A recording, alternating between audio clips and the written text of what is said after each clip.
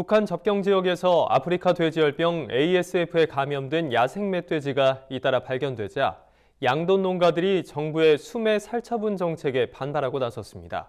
멧돼지가 문제인데 집돼지만 잡고 있다는 겁니다. 네, 이에 대한한돈협회는 무분별한 살처분 정책 중단과 양돈 농가들의 생존권 보호를 요구하며 청와대 등지에서 릴레이 시위에 돌입했습니다. 보도에 윤슬기 기자입니다. 정부의 아프리카 돼지열병 ASF 관련 대책에 대한 양동 농가들의 불만이 갈수록 커지고 있습니다. 국가적 재앙을 막기 위한 대승적 차원이라도 지나치게 농가들에게만 희생을 강요하는 정책이라고 판단돼서입니다. 이에 대한한돈협회는 지난 14일부터 청와대와 농림축산식품부, 환경부 앞에서 릴레이 1인 시위를 시작했습니다. 농가들의 요구는 크게 세 가지.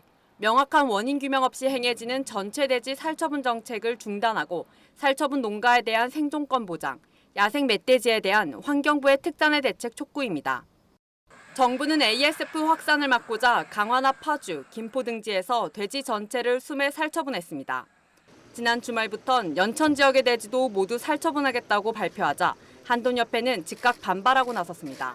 지금 현재 거의 한 달 동안에 아프리카 돼지열병의 역학조사 결과가 안 나왔습니다.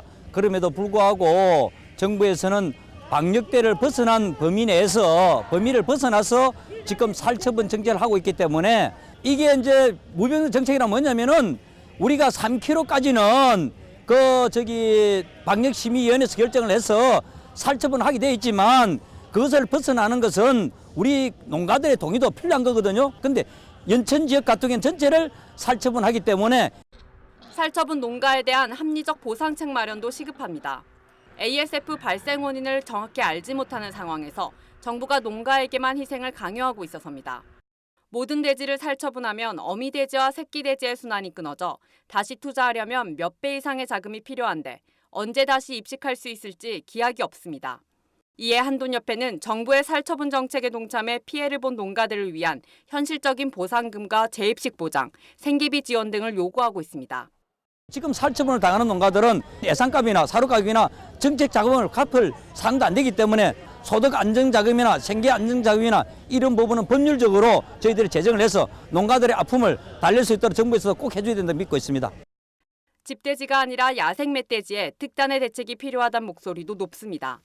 그동안 환경부는 야생 멧돼지로 인한 ASF 전파 가능성이 낮다며 멧돼지 개체수 조절에 소극적이었지만 최근 접경 지역의 야생 멧돼지에서 ASF 바이러스가 잇따라 검출되고 있어서입니다.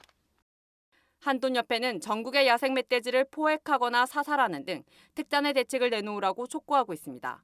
MBS 뉴스 윤슬기입니다.